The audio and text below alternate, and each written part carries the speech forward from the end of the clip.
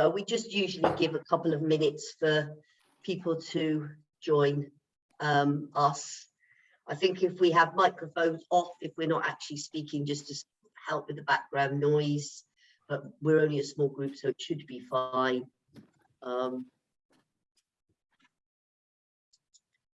Yeah.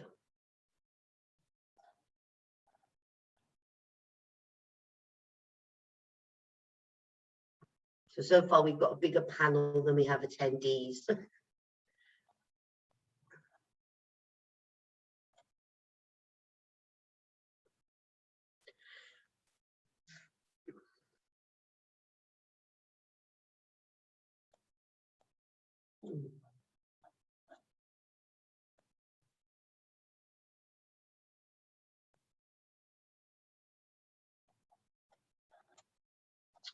Well, it's interesting, we usually get a glut of people that join right at the very beginning.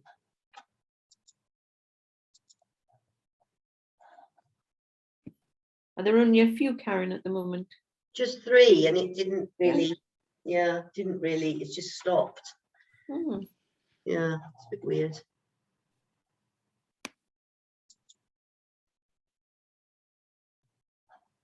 We have 10 panelists and three attendees. Hi guys, thanks for joining. I'm sure it will still be a very interesting discussion to have. Yeah, we'll just talk about stuff. Exactly, we'll just talk to ourselves. Oh, 4 now, we have 4 now. We're just waiting to see if there are further people joining us. So if you just bear with us for a few more minutes, then we'll start. Thank you for all for joining us.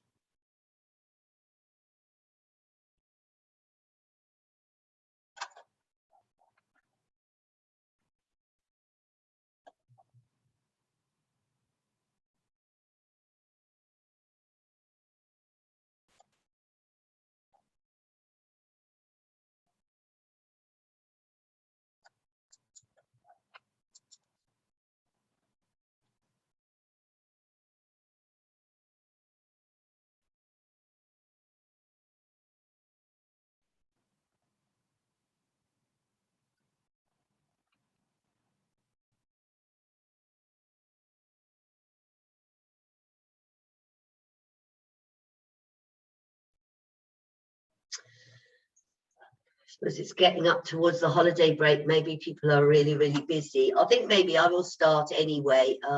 So just to say thank you for joining us, and thank you to the panel, who a great bunch of participants here.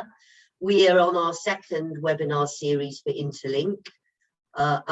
In the first series, we were particularly thinking about problems and the problems of different disadvantaged and low-income groups in terms of their mobility needs and concerns.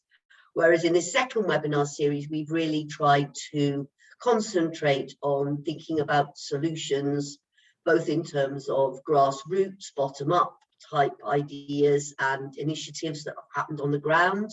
And also in terms of more top-down strategies and policies that have happened more strategically within cities and within countries.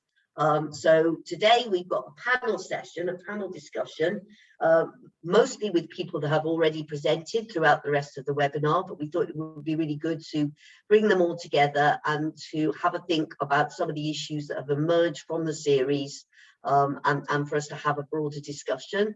As ever, you're all welcome to participate in the discussion, and in fact, if we continue with only 5 participants, we may even bring you in verbally and visually as we go through, if Emma is able to do that. I'm not sure, but we'll see how that goes.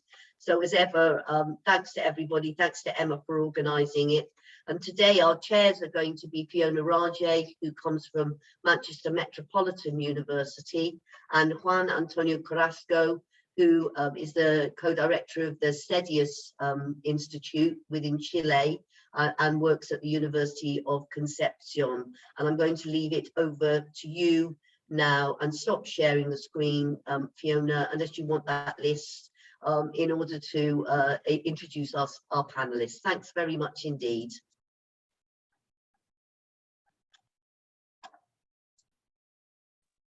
You need to I need to unmute. First stage fail. Hi, everybody, and thanks, Karen, for introducing today's panel and the webinar. Juan and I would like to welcome everybody, and we wanted to tell you a little bit about what we're going to do, just a bit of the housekeeping stuff. We're wanting to look at bridging the gap between policy and practice, as Karen had said. We feel we've got a very exciting panel who've got lots of experience geographically, as well as cross modes and in different spaces. And we want to bring them together to have a large conversation with us. So let me introduce everybody just very briefly. We've got Ajay Bailey, who is from University of Utrecht. Then we've got Heather Allen, who's an independent researcher. I'm just looking on my screen now. Yeah. And then we've got Julia Nebrija, who is from Agile City Partners. And we've got Constance Kapp, who is from Code for Africa. Samuel Odemui, I think SG, who is from Lagos State University. And Hernan Silva, who is from Fundación Ciudadanos y Clima in Chile. So hi, everybody, and welcome. What I'm going to do is just pass across to Juan, who's going to ask the first question. Thank you. Thank you, Fiona, and thanks for the panelists for accepting our invitation, and of course, the people who is attending this seminar. We are a lot of us, so that's why we didn't make huge introductions, but given the context of your work, we would like first to ask you to think about better and new ways of developing and implementing solutions for impoverished and vulnerable communities, especially thinking about key messages that you could give to other practitioners, policymakers, and researchers. So what are these, in your experiences, these solutions that you have been developing in your context or experiencing in your context that could be important for other policymakers and practitioners, thinking on your context and linking with others. So I can start maybe with Julia, if you would like to start, and then of course passing through everyone. Thank you so much, Juan. Yeah, it's a wonderful question. And I'm Julia Nebrija. I'm coming to you from Spain. I have short hair and wearing a brown sweater. I work with Agile City Partners, and we also work with the Global Partnership on Informal Transportation. And from my experience in the Philippines, one of the areas that we like to focus on, and I think is really important, is that a lot of times when we talk about reform, whether that be any type of urban reform, if it's going to be in the transport sector, in the housing sector, we oftentimes come at it thinking that we have fully functioning transportation departments, fully functioning urban planning departments and systems around governance and planning to kind of make these changes. And I think we need to be really very realistic about the environment that we are working within. Oftentimes departments that have, very few people, maybe that need to have more support, are totally overstretched with a huge agenda that they're dealing with. So more and more finding the incremental steps that can be done towards bigger agendas. That's something that we are looking at in terms of how to tackle really big issues in a more realistic way, in a more feasible way, to show change on the ground and start to build into bigger reform. So that's something I would just like to offer as a start. Thank you, Julia. What's that vision from Africa, Constant, that you think about? I think we need to just rethink the way our participatory approaches are being done. But public participation and participatory methods are a bit new in this side of the world, especially in for example, in East Africa. So one of the things we've been doing in some of our research, which I think we presented, has been almost like co-designing solutions and using things, creative methods like placemaking, where you do some temporary intervention, and then through that you get the authorities, the people along the key stakeholders along maybe the street or the particular facility to get to see the advantages of what the kind of work that you'd like to implement. So that is that's one possible way. Citizen science approaches are also quite helpful. We've seen a lot of that with air quality work being done, and we're beginning to see that growing in this part of the world, using local sensors to be able to assess impact of vehicular mobility and its relation to health. But we also need to rethink a bit about how we are training our professionals, and so that we don't have simple top-bottom approaches, especially, sorry to say this, especially the engineers. And I speak as a planner, because we always have that kind of aspect that the people come into projects with predefined solutions without really understanding communities and what their challenges are, and engaging them towards coming up with innovative solutions towards modern urban problems, especially relating to transport and mobility. Thank you, Constance. Samuel, maybe you have a complementary perspective of that thing. Yeah, thank you for inviting me to the panel. I really love to join, and we are just coming from a national conference on transportation. It's a summit. So good to be here. The complementary side that I want to bring to the table, having gone around with Karen, Ghana, we've been to Uganda, Kenya, African perspective, and talking of the vulnerable groups. If you had Bangladesh that we went to, there is something that we have obtained from each of these places in terms of identifying the problems and providing solutions. So the summary of my intervention is that I want us now to have a short compendium or outline or a short handbook of the problems we have identified for the vulnerables and the solutions we have provided from this point to this point. And in this webinar series, that we will put them together, that when we want to go into implementation issues, this forms the books of our advocacy, because advocacy is going to be a major instrument for pushing the agenda of the network. So my take is that there should be a short outline, like a pastor wants to do advocacy, he goes to the Bible. It will not be just somebody's position.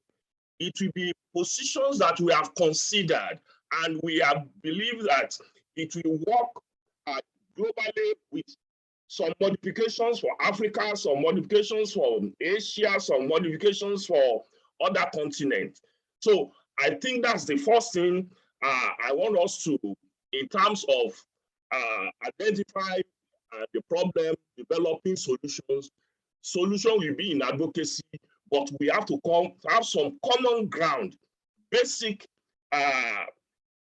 issues that we have settled for interlink. That if you are talking of school children, Ghana solution will be what we have, Okada, Nigerian solution, border, Uganda solution, Bangladesh, rickshaw solution. So that interlink, we have a sort of a booklet that all of us can draw our advocacy principles from.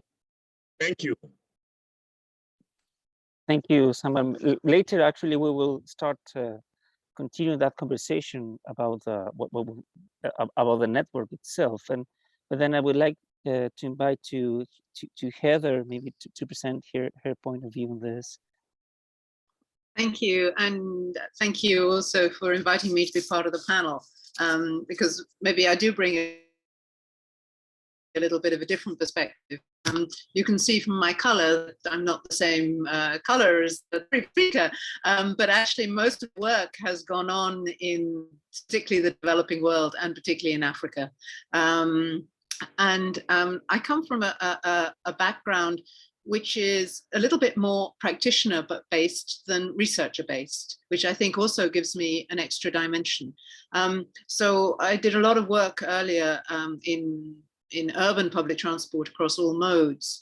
And this led me to become very passionate about the fact that women have very little voice in transport, and in particular in urban transport.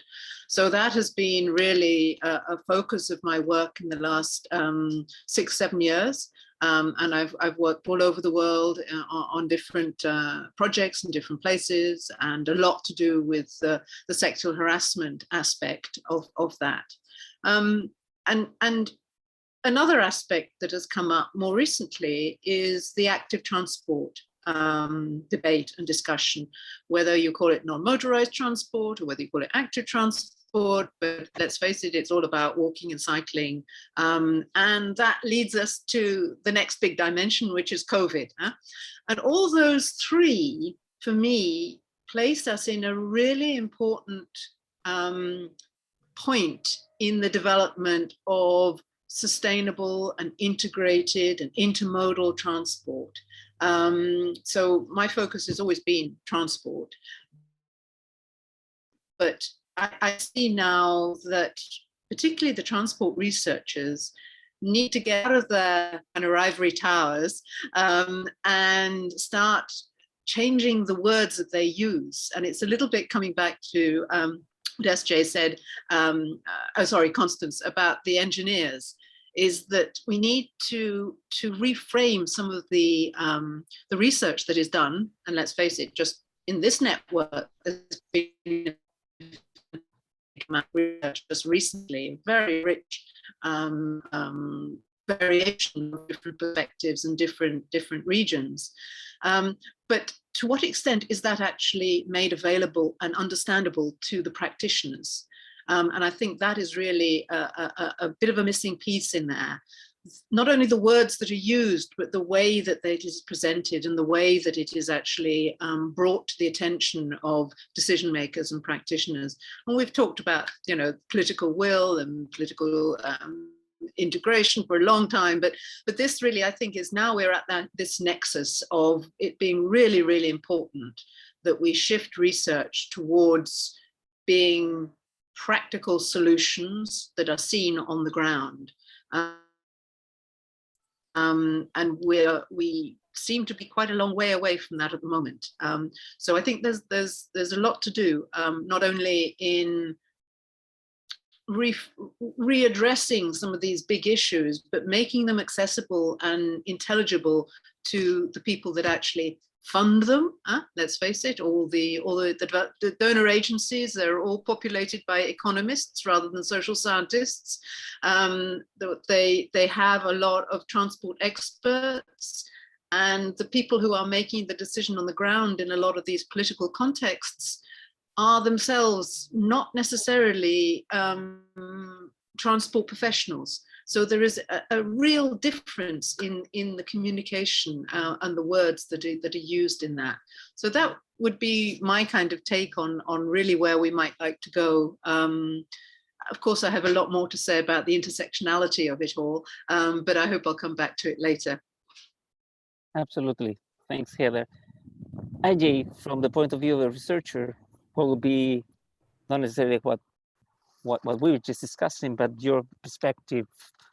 Yeah, so I come from a more anthropological or demographic perspective into it, and then to look at transport from an access perspective, in a sense that there are two perspectives to it.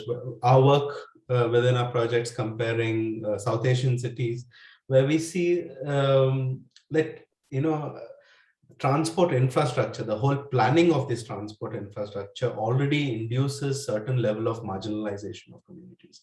So it's even before we start talking about access, we have to talk about where are these transport configurations being put together and how are they marginalizing certain groups. That's even before the tracks have been laid and all that kind of stuff, is that which communities are going to be left out. Because when environmental scientists do impact assessments, for example, for any new projects that will come in, they would do a very thorough analysis on the impact to the environment in terms of pollution. And I think as transport oriented or accessibility oriented researchers, we should push for an impact on transport availability of these infrastructures in terms of how much is this really accessible to different intersectional groups in that sense. It's a bit of this piecemeal kind of an approach. Like, okay, if I have a ramp, then I've covered the disabled groups. If I put a poster over there about safety or harassment against women, then it's done over there. But that doesn't really say, if someone has to read that poster, that person has already entered the infrastructure. There are millions who have not able to enter the infrastructure. So in that way, I think the discussion has to go one level higher before the infrastructure has been put together on which groups.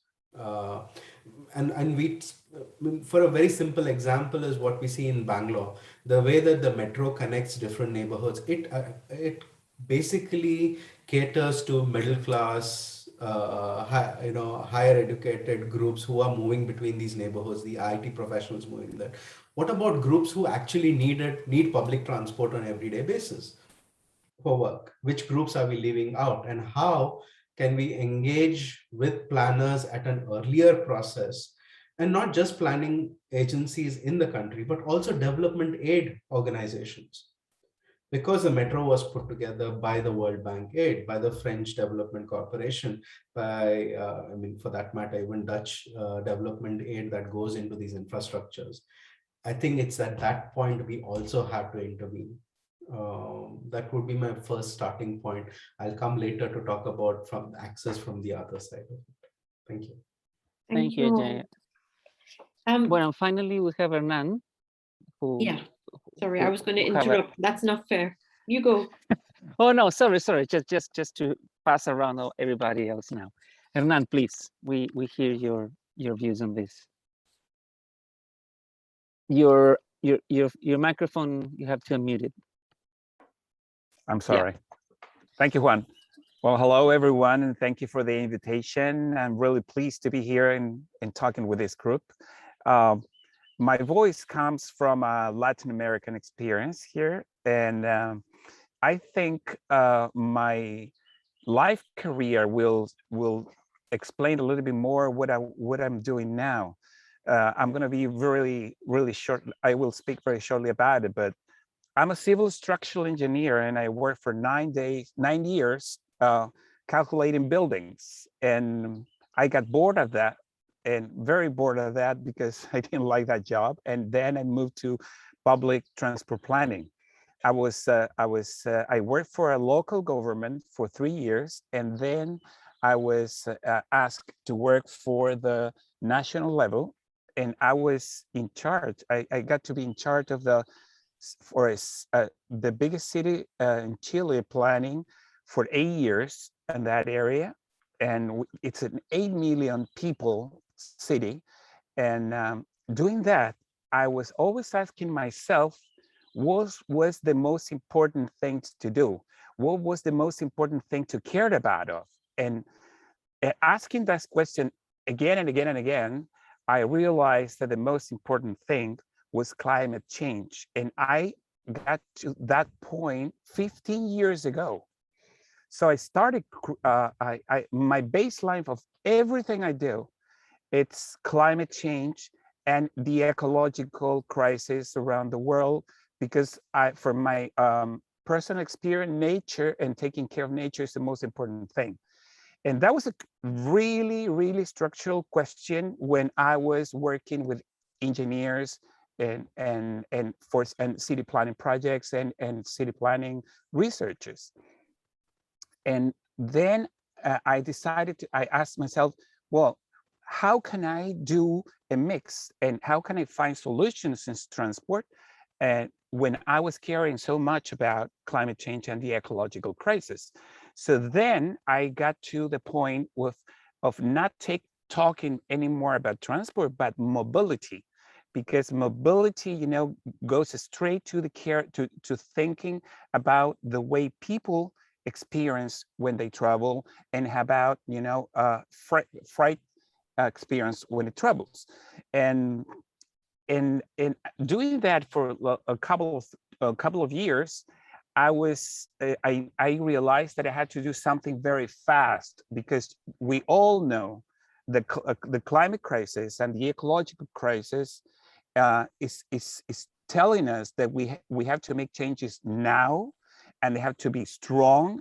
We cannot keep on doing the same things we've been doing for the last century. So we have to change real fast. And how do we have to change fast? We have to change the scale.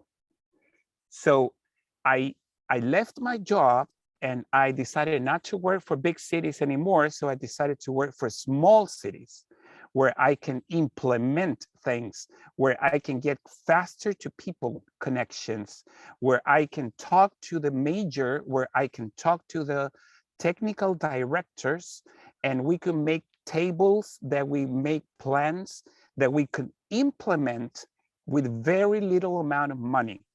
And so that was the biggest change of my life. I started a consultant office here in Chile and 11 years ago, and we decided to focus in one city in Chile.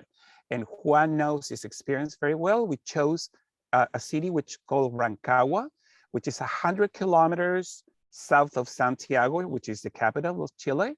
And it's a flat city, 200,000 inhabitants, and it has a very nice climate. And we changed it all in 8 years. In 8 years, we worked with a major, and we were able to have 65 kilometers bicycle lane network, and we work with pedestrians. We encourage public spaces, and we encourage the people, the citizens, to get together in organizations.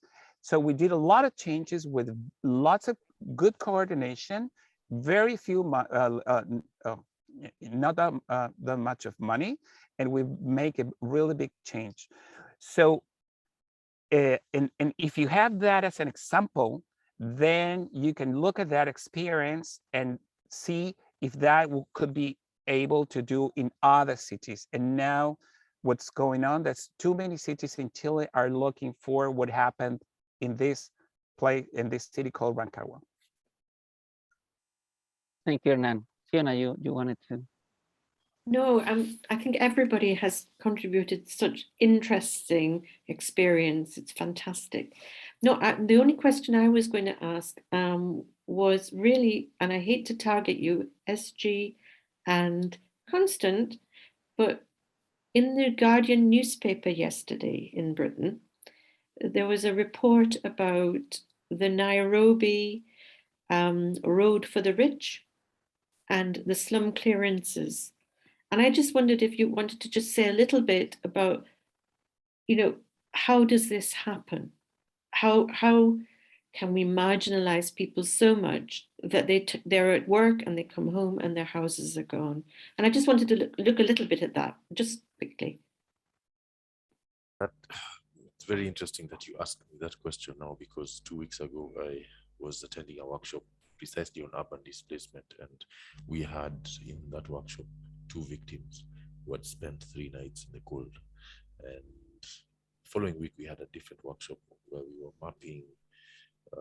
mapping informal settlements, and coincidentally again we happened to come across some of the victims who had spent their nights out in the cold. Unfortunately, you know, as I said earlier on, our thought processes are very shifted from the top going downwards, and we are still, you know, when Heather talked, I I actually put my hand up because something crossed my mind, and I did that so I don't forget. And I asked myself, is transport only about infrastructure? Why do we only look at transport from an infrastructure perspective? Why don't we look at it for what it actually is? Movement from one place to another using a variety of modes. Now, well, we have had 2 years ago, in 2019, the government launched a new project known as the Nairobi Expressway, which is a double-decker highway going right through the city. I have been following it right throughout the process, because when the project was launched, there was no environmental impact assessment done. And they quickly tried organizing a couple of meetings for the environmental impact assessment. And a group of us activists went to the National Environment Tribunal and questioned the validity of that environmental impact assessment. And the case is still, the case has been dragged continuously. I'll just openly say that I was one of the people testifying, questioning why we're not prioritizing public transport, along that corridor, because the project talks about moving 35,000 vehicles per day in the next 25 years. Whereas, with BRT system or light rail system, or basically mass transit system, we could easily be moving 100,000 to 500,000 people per day. But because this project is basically a business project, because it's a toll road being put up by the Chinese, which they will run for the next 25 years. And again, then we ask ourselves questions about, what is it that we don't know? Are there kickbacks being given that led to the prioritization of this project, etc., etc.? But key thing is we still look at transport from a massive infrastructure perspective, especially in the global south. We are excited. We are talking about, now people are talking about now we are developing. Secondly, we're not putting people at the core of development, and that's why we can go and kick out 60,000 people, 40,000 people from their homes. We have had in the last year about 10 or more urban displacements in Nairobi. We've had, especially among the poor neighborhoods, and it's coincidental that you asked me about yesterday's article, because I'm currently preparing a piece with a fellow professional on this particular topic, because we've had fires, intentional fires within informal settlements, to kick people out. We've had about 3 or 4 other cases of evictions for road infrastructure. We've had demolitions, people during the rains, people being put out in the cold. And it's just that lack of us losing our sense of humanity. Because when you talk to people in the middle class, they say, no, but we're supposed to have a road there. We're supposed to have. They don't connect the fact that somebody is sleeping in the rain, for 2-3 nights. We have people who died. There's a lady who gave birth outside. Yes, during those evictions. Yeah, exactly. But we've lost that sense of humanity, because we're just, obsessed with this idea that infrastructure is going to what's going to bring development, forgetting that development is about people before anything else. And if you're not taking care of people, you're not doing anything. You can't do development for its own sake. And yeah, again, the other sad part, it is car-centric infrastructure.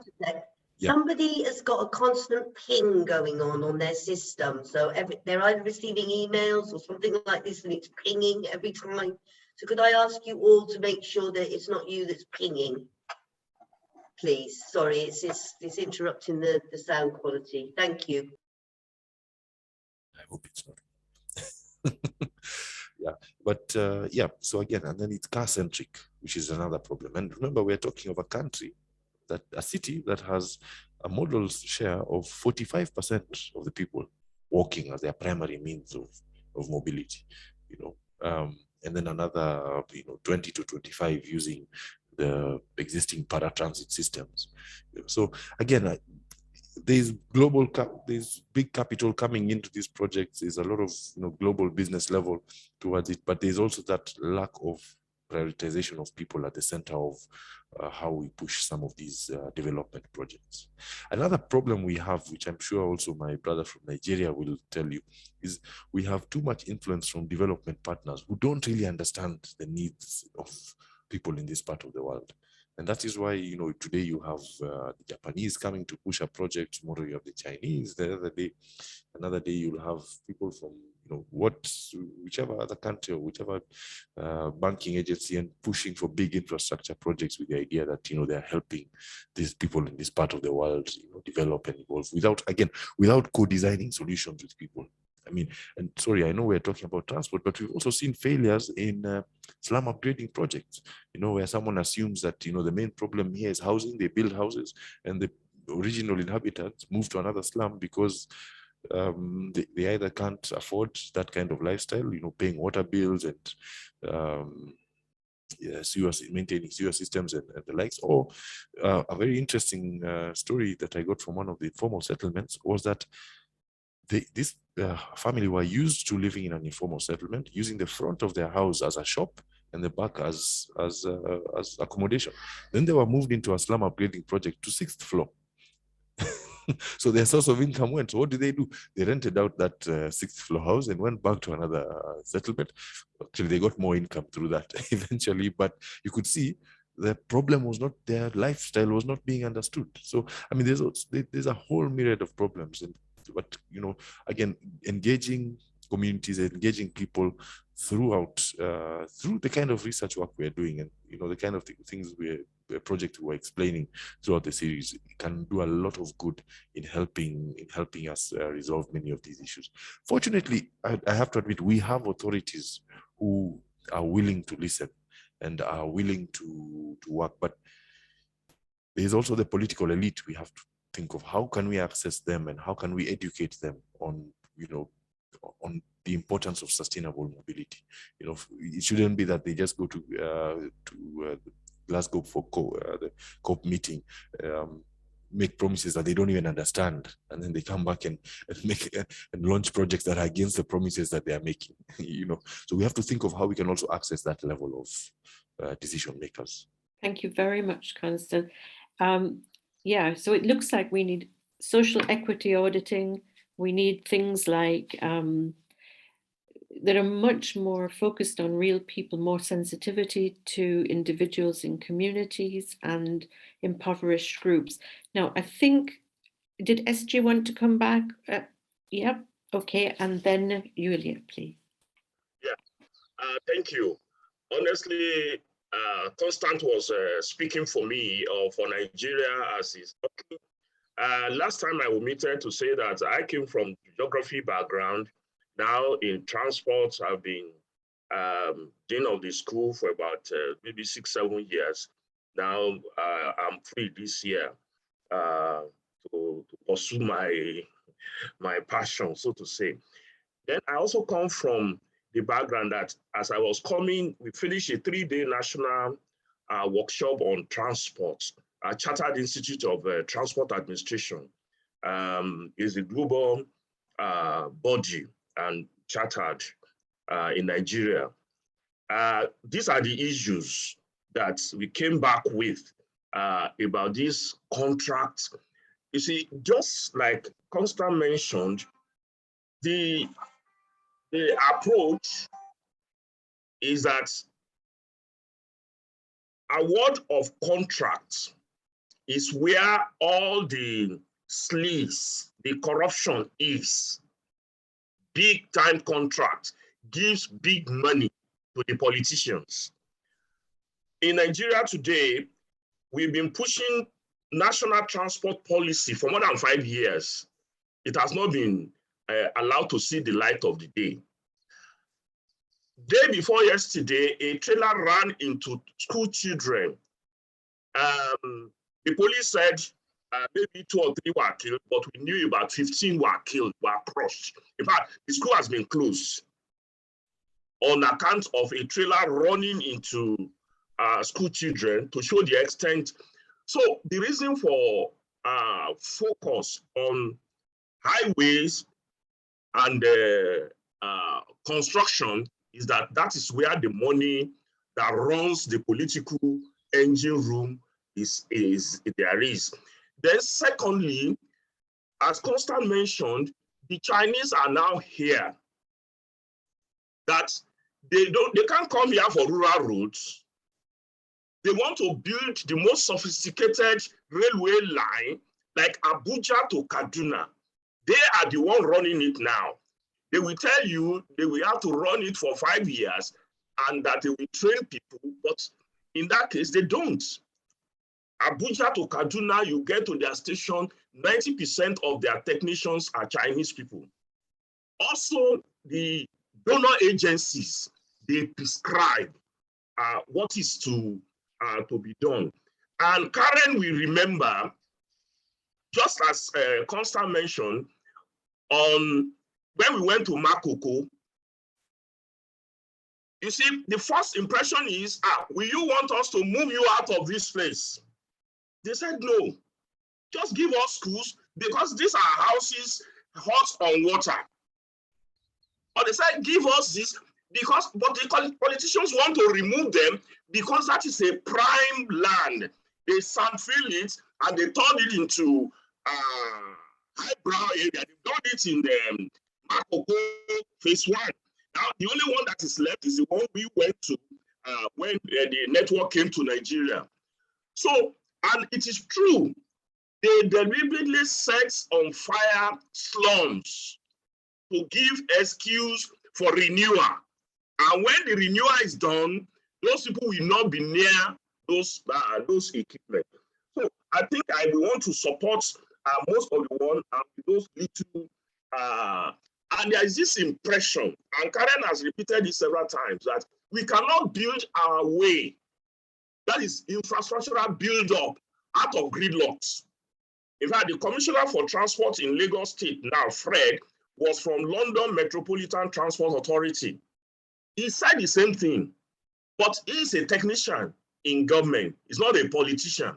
So I think all the points made, as far as Africa is concerned, we're on the same page with that, but it's only constant and continued advocacy from organizations like ours. You have to be repeating it until somebody listens. And that last point is that we are also pushing, and we are lucky with that now, that professionalization of the transport ministry is quite important, because 99% of those making the policy and executing it are non-professionals.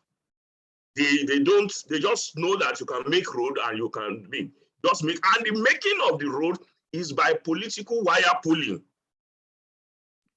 Are you in the political party that is ruling? So I think those are the points. I want to stop there for now. That's brilliant. Thank you so much, Julia. And then we have a question from the chat.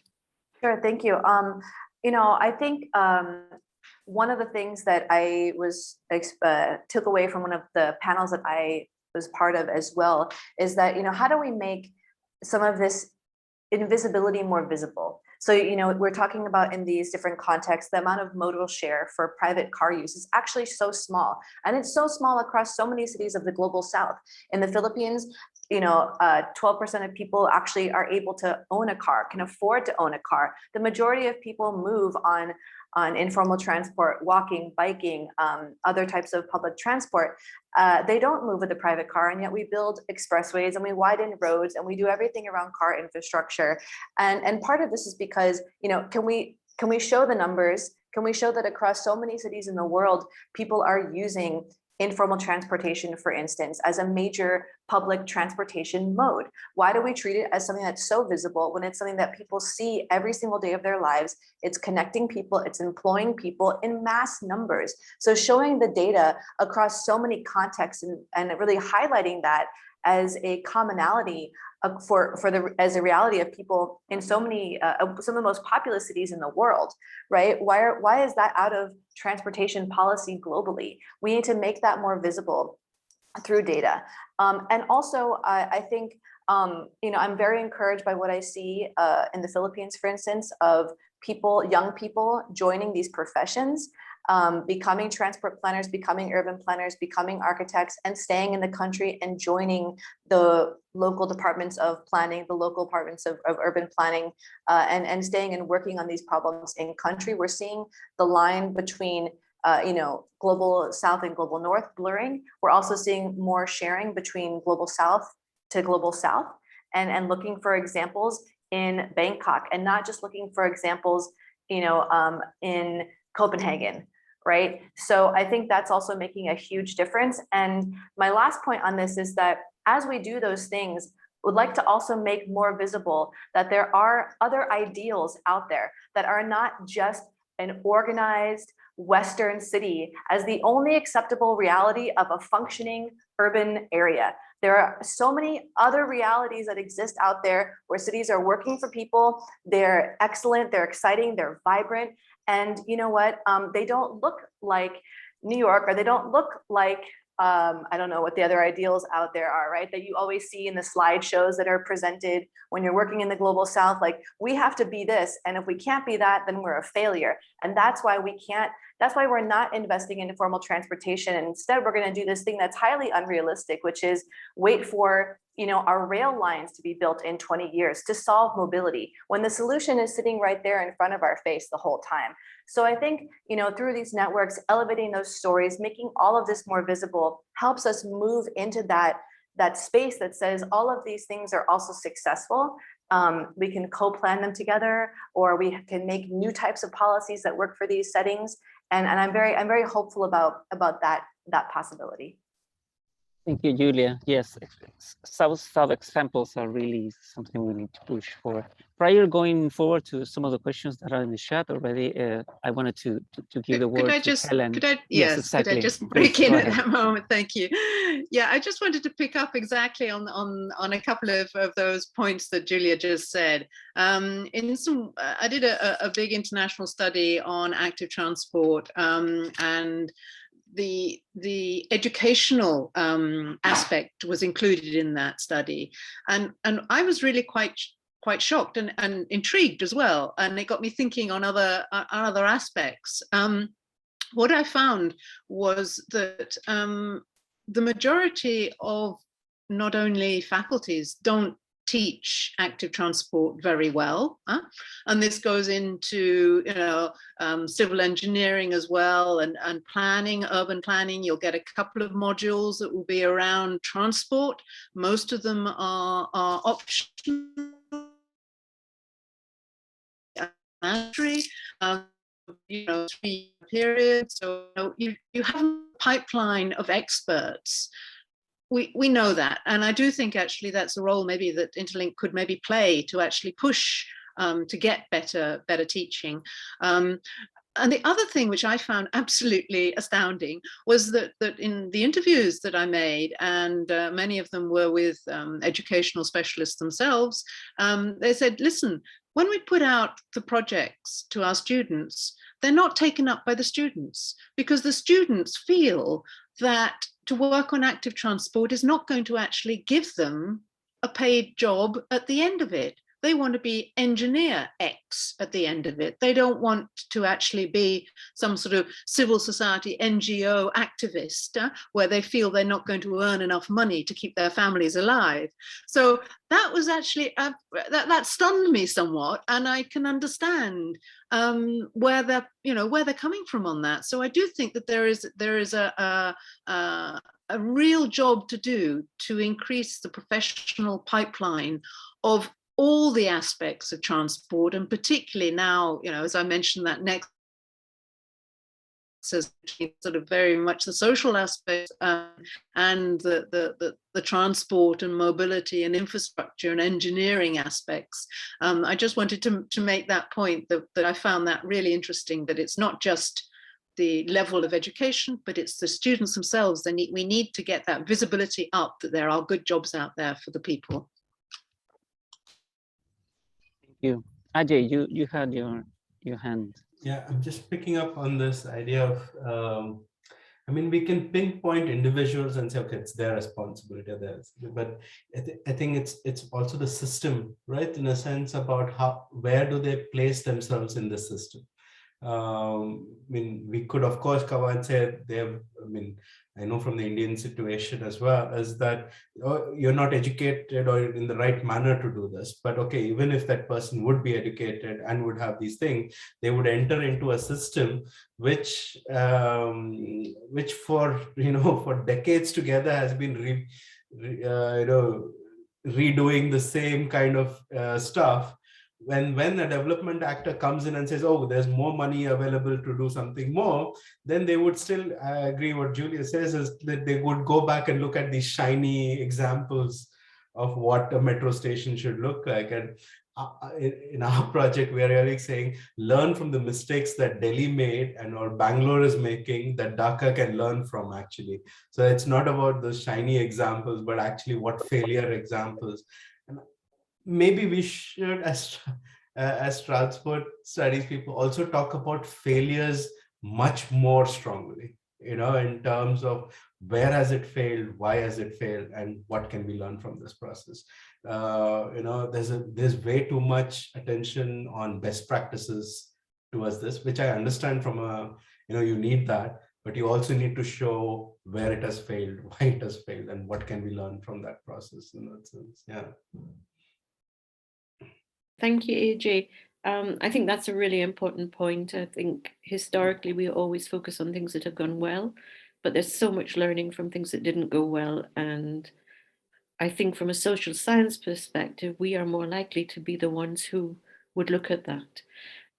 We have a number of questions coming up in the chat, and there are a couple of other questions that Juan and I had wanted to ask. So I'm going to look at the chat first, if that's okay. And the first question from Dominic is, to Constance's point on car-centric communities, how can researchers and practitioners advocate against all the subsidies that have flowed into making car ownership cheaper, or stand out as the prime solution to improved accessibility?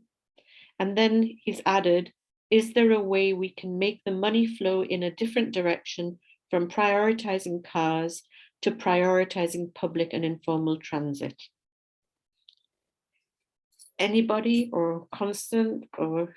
I may want maybe to point out to Hernan, who has experience in Chile of failures as well, but Great. also in terms of financing. If you would like to start, Hernan, of course, and all the rest. Okay. Yes, I would say that the most failure thing or result, it's the kind of project that takes a long time and make people travel more, longer distances, are higher cost and higher pollution scenarios. Whatever I see, it's in my country, in every city, in the bigger one, the middle size, and the smaller ones, as the whole system is a failure. The modal shift of cars is increasing. The modal shift of public transport, it's going down.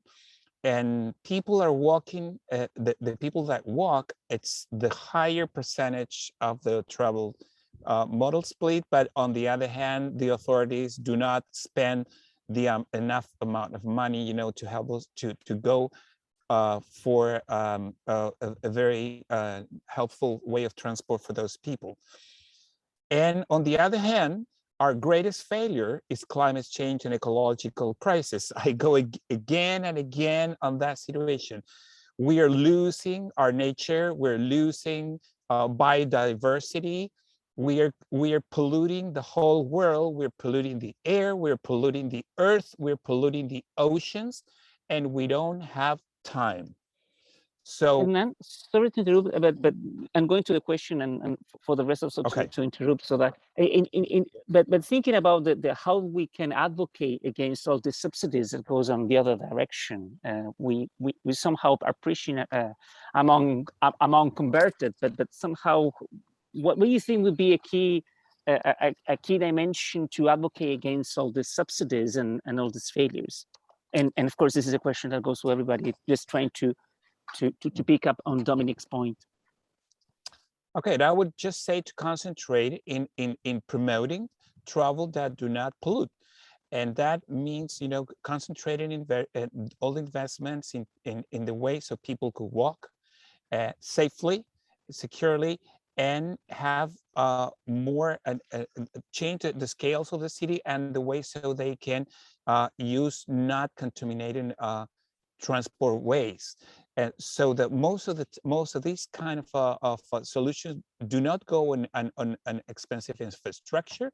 It's just different ways of working on public spaces and the activities of the cities.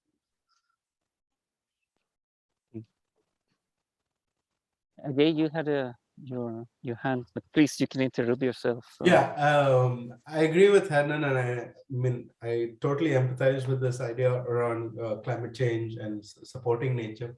What for me sometimes is a bit more difficult to accept is that it's almost immediately translated into improving cycle paths, right? So they do this within these bigger cities, saying that we improve cycle paths and then this will increase, or we'll reduce number of buses plying on that particular road.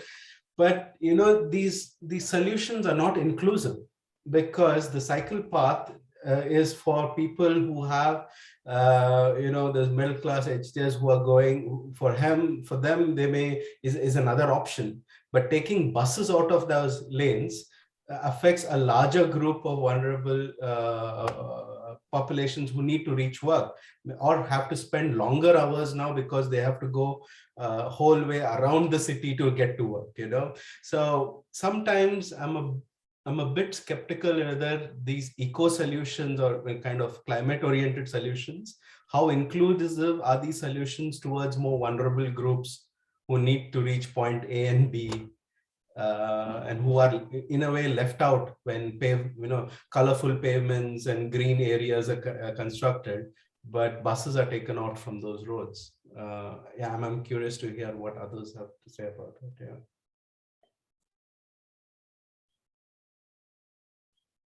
Samuel, please. Yeah, I think first on diverting the ability to advocate for reduction in subsidy going into this highbrow area. For us in Nigeria now, especially with the School of Transport and Logistics, Lagos State University, what we are doing and we have done is, first of all, and it answers a question also on the platform about where there is that exclusion, because poor people are excluded in the construction, maintenance, and management of transport infrastructure, because there is this highfalutin idea that it has to be a structural engineer and you have to get bitumen from Morocco, you have to get asphalt from, and get that. Now, so we now said, look, let's reverse this thing. Let's bring minimum technology that anybody at local government level. And what we did is, okay, the plastics that I'm going to eco-friendliness that Emma is mentioning, all the non-biodegradable materials that we have, especially in Lagos, where we are, you have the plastic, you have polyethylene, you have sawdust and all that. So we can mix this to start making pavement blocks, interlocks for rural roads. So we are pushing it to government. It's presently before the Minister of State for Transportation in Abuja, that if anybody, any community can put all these waste together in this ratio, we have done some proof of concepts on how to turn these solid waste, especially non-biodegradable ones, into pavement stones. Because rural going does not need trailers or heavy trucks. What they need is something to take their bicycle and their banana and their rickshaw on these roads. So the technology is what we have to really disseminate, simple technology to them. Because once they take control, especially at local government level, the local government chairman, we know that it will provide jobs for boys and they will pay a little money. They don't need to import the bulldozers, the graders, the excavators, which breaks down because the technology is not locally embedded. So those are the two issues by which, or one issue by which we are trying to tie up three issues of eco-friendly system in road maintenance and construction.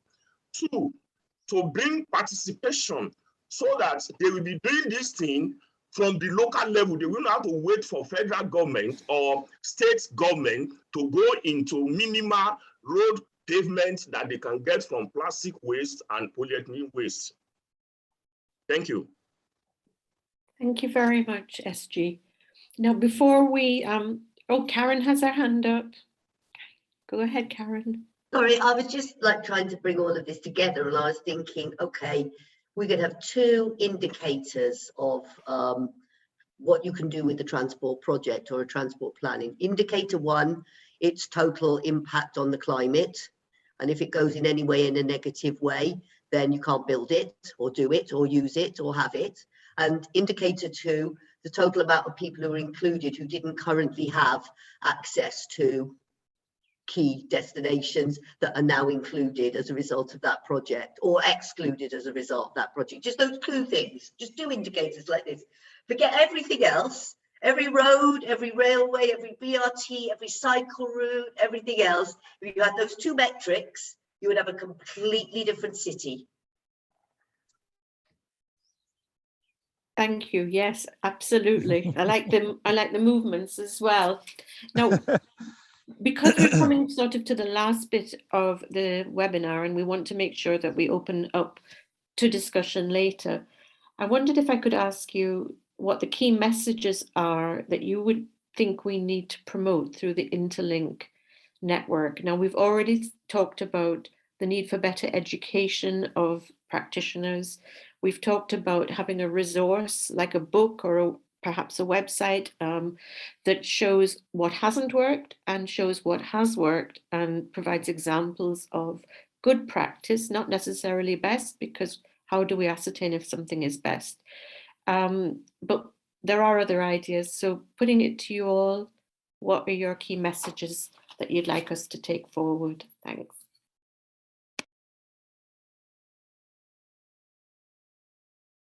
Okay, since no one is speaking, I'll start. I think, one thing we can think about moving forward is how to involve other professions, other professionals, and, from our experiences in utilizing methods such as placemaking, we get to realize that people from the arts can actually help a lot in some of developing and co-creating transport solutions. Okay, especially as we're talking about low carbon transport, we're talking about active mobility. Those people from those careers and those professions can come in handy, and then we can also think across other fields. How to bring other aspects, other groups of scientists to be involved, other professions that maybe we have not traditionally even thought about. So that could be one message we could think. Aspect we could think about moving forward, and as a way of enhancing participation and inclusivity in our transport planning and modeling. That's great, thank you. Just as an aside, I once, many years ago, was at a seminar where artists and engineers worked together on solutions for transport. I've never seen anything like that happen since. Heather, please.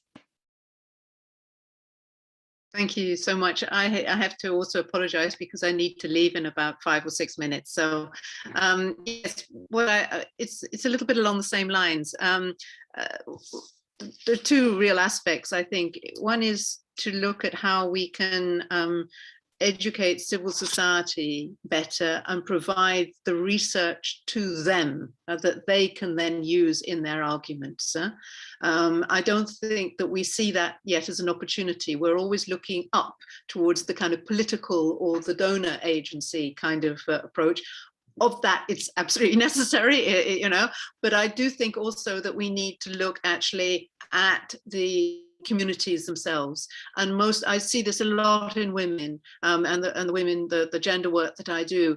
You have some fantastic NGOs doing really amazing jobs, and wonderful programs, but they are all in education and health, sexual reproduction, water. They're not in transport. What can we do to get them interested in transport? Because that connection with accessibility is just so key to women's empowerment and getting them out of poverty and getting them into jobs and getting them away from gender-based violence. It has so many aspects that it's really, really important that I think that we should try and somehow unlock that connection better. And of course, the other thing I'm going to say, which is not going to come to a surprise to anyone who knows me, is we need to improve the evidence base. The data that we have, particularly around all vulnerable groups, is, really poor. It's fragmented, it's not in the right places. The people who need it don't have it. It's very old. And today, not the digital world we live in, this is no longer acceptable. I remember 20 years ago, the cost of origin and destination surveys was huge. And, you can understand that's tough. You can't put money there. That's no longer the case. So we really do need to step that up and make it absolutely accessible to people and accessible to the researchers also in these countries, because a lot of them are not so aware of the digital opportunities that they have. And once they get it, so that would be really something that two aspects that I'd really like to put forward. Thank you. And thank you very much. I will need to push off in a minute, sorry. Thank you very much, Heather, and thanks for taking the time to be with us. Julia. Thanks. I have two that I'd like to contribute. One is, something that we're focused on in the Global Partnership for Informal Transportation is how to actually find information in all these different cities. So, if it's not a published paper on academia.edu, if it's not, in one of the publications that we can easily find, if it's on a WhatsApp group, if it's a conversation that's happening between people that hasn't been published somewhere, how do we start to find information not in traditional channels? I was lucky that there's a boda driver who's writing on Medium out of Africa, so I can hear about some of these things, and he's writing in English. So, that was something that was very unique, to be able to find these different voices, people talking about these systems, where they live and how they live them. That aren't publishing in journals. How do we open up channels to find kind of non-traditional information? And then secondly, a kind of boring practical tool that I've thought about coming out of someone who's worked in international agencies like the World Bank, and also with, national governments on that side and with civil society. A lot of times that, infrastructure projects, the way that they come out is through a terms of reference. That's what a government has to bid out at the local level or the national level.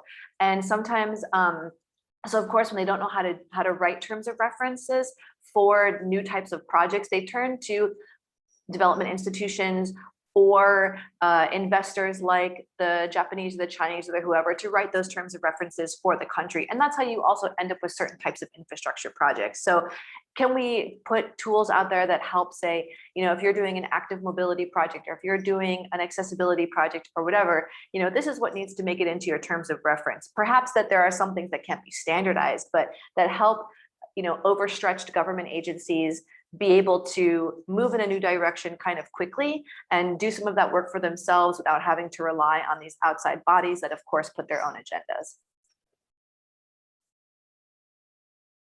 Thank you.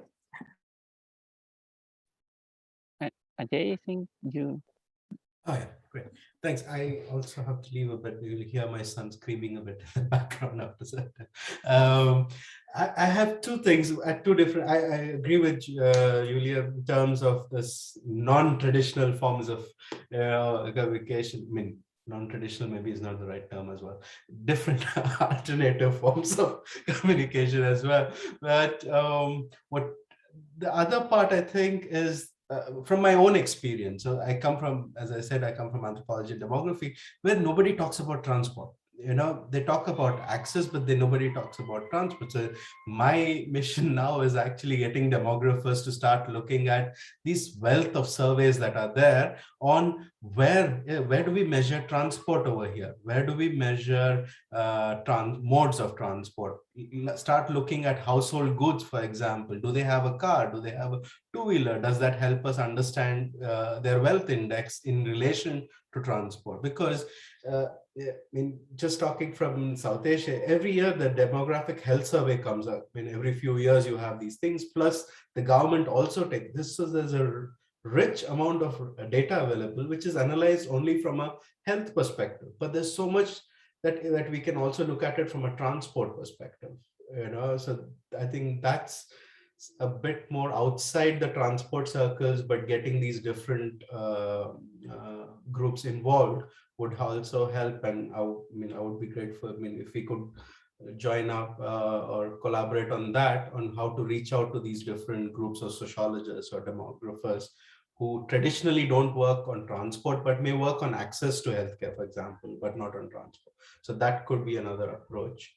And what we are trying to do in one of our projects, and maybe we could see if that would be interesting for others, is we're starting what is called as a bus stories project. So in Bangalore, for example, the investments into buses has gone down, which affects a lot of like poor groups. So we are trying to create a participatory project where people kind of recount what was their experience of using buses, and what fond memories they have of their earlier experiences with the buses, and how that has changed, and how we can use this material to go back to the Bangalore bus like transport organization and say, look, they have had such positive experiences with buses, please invest more into buses and these kind of things. So in that way, not necessarily as a good or a best practice, but as a different perspective to bring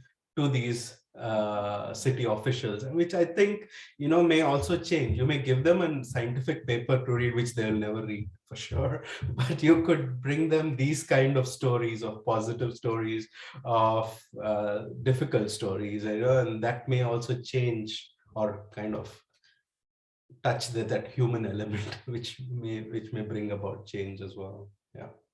Thanks also for organizing this. I have to go pick up my son in a few minutes. Thank you. Bye. Thank you, AJ. Right, there's a hand keeps disappearing on my screen. SG and then Constant. Yeah, thank you. My first point is that transport is a multi-dimensional issue. Unfortunately, most nationals or most stakeholders, we treat it as a mono-dimension problem. And therefore, we don't capture it totally. When I say we, especially the policy makers and the implementers. So I want more of, like, Interlink now has people from the public service, from academics, from the field. So this is what transportation needs globally. And in Nigeria, coming back from our summit, the idea is we are now bringing in even the Road Transport Workers Union, those drivers, those Road Transport Employers Association. So that, because when they tell you their own perspective of the problem, you'll be surprised. So I think it's important for us to realize that it's a multi-dimensional problem. The land use planner has something to do, the engineer has something to do, the structural engineer, but there is a problem that comes out of that. What is the institutional framework? In Nigeria now, we have taken transport from transport and environment, we've taken it to transport and works, from transport and works to transport and housing.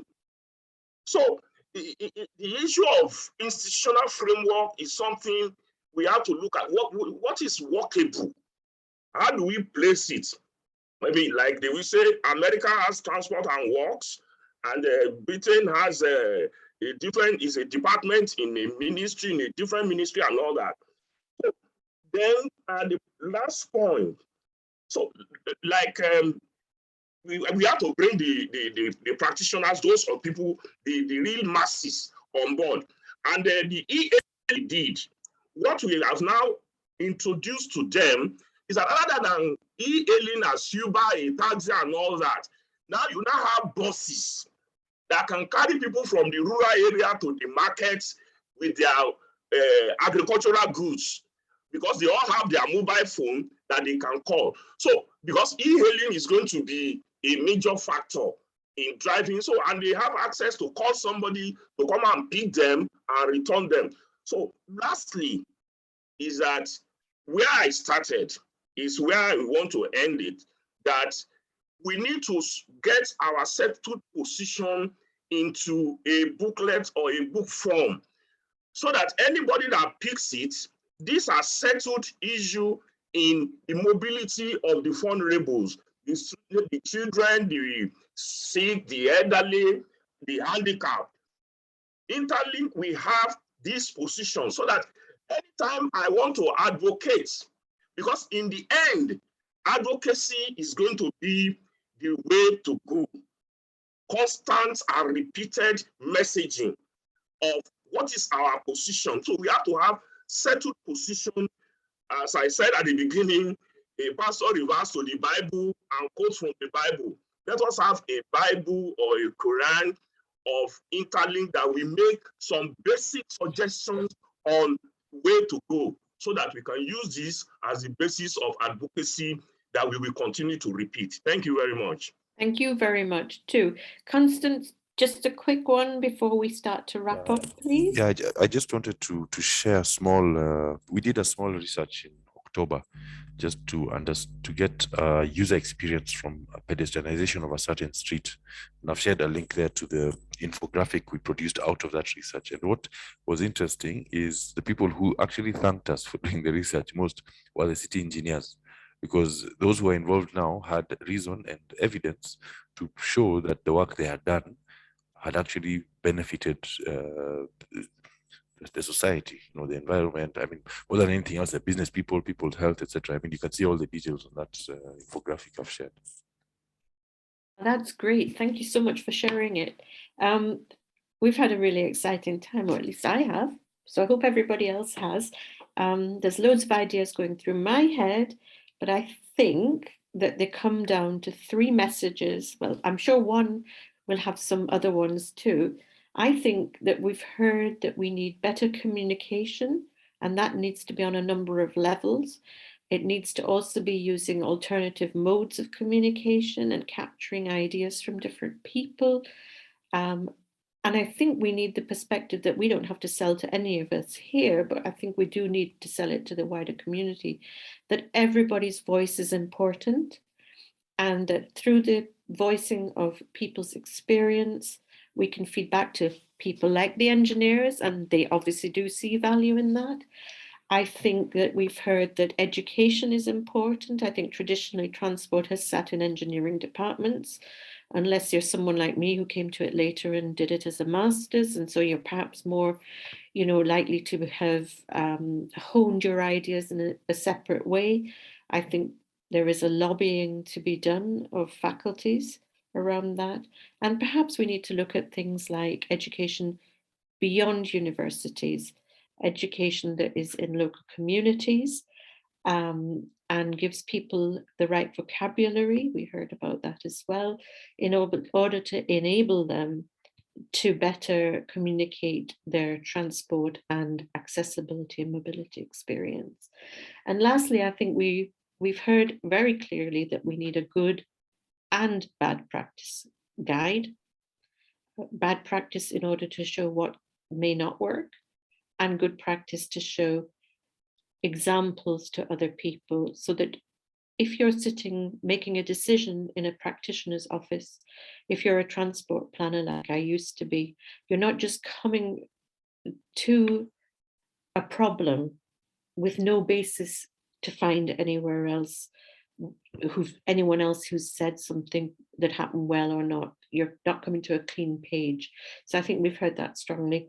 I'll pass over to Juan, and then Karen will come in at the end. Thank you very much. Thank you, Fiona. Complementary with things you just mentioned, there are three other ideas I think may at least resonate to me. The first one is something that Julia brought up, which is this idea of making invisible what is very visible. And I would, if Julia allows me to extend that concept in the sense of not just thinking about what's going on now in terms of car ownership, but also what also she said in terms of, for example, in terms of references and the things that are not explicit when we are thinking about infrastructure.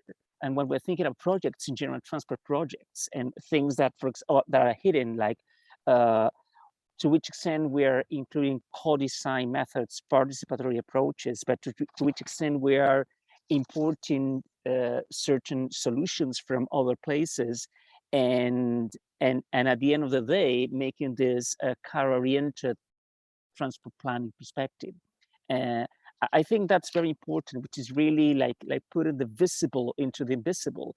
The same thing with even the women's voice in transport, which is still, I think, very invisible in most of the perspectives when we're thinking about transport planning.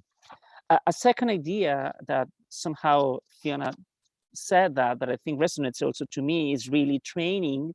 We tend to, as an engineer and as a teacher in a university, of course, that resonates pretty well, but it's also picks up not only in terms of what we teach, and I agree with one of the points that were made in terms of even in training, there is a very big unbalanced training between infrastructure, car-oriented training, and, for example, active modes, but also training to really make assessments in co-design, in participatory approaches, and these bottom-up approaches. This is really a big change that involves also those who are teaching the profession, of course, extending to other scales. And the last point, coming also from the Global South, is really the South-South relationship. One of the things that as a network and in all our specific areas and scales, I think it's key is really to foster South-South linkages, examples, and knowledge. And that's something that we really are lacking. We really need much more of that. And I think this network is really in a great place to really foster these kinds of experiences and exchanges a little bit more explicitly.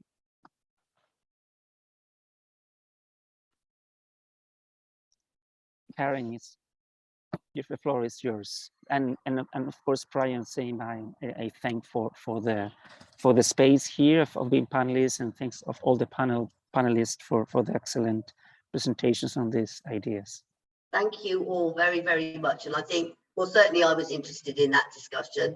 And so I'm hoping that everybody else was as well. And it's a pleasure to just have all of you people in the room together. I mean, I know it's not a real room, but this virtual room together, and hear all of these ideas and hear all these resonances. And I think I would like to write down every word and be able to disseminate them to everyone, because I think everything you say makes sense, and it's glorious to hear such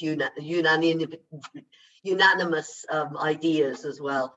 So thank you very, very much indeed. And also thank you to all of the attendees for listening and for your questions. We will be releasing all of the seminar presentations and recordings in the new year. And so people will be able to access them. And we also do our best to put as many resources and links and everything else on the website, which doesn't exactly take the place of a repository, but it sort of tries its best to do so. So I'm just quickly going to share my screen so that you can see the link to the website, and also mine and Emma, who has been tirelessly working in the background as the network coordinator, and without whom none of us would be here in these engages and knowledge exchanges. And she appears on your screen as Daniel Oviedo, but in fact that is Emma behind the screens doing all the technical stuff. So thanks to you, Emma. And I hope everybody has a good break. I think most of us have got some sort of break over the season and coming up, and a happy new year. And we'll engage with you all again as much as we possibly can in 2022. So thank you very much, and goodbye. Thank you. Bye. Bye, everybody. Bye. Bye.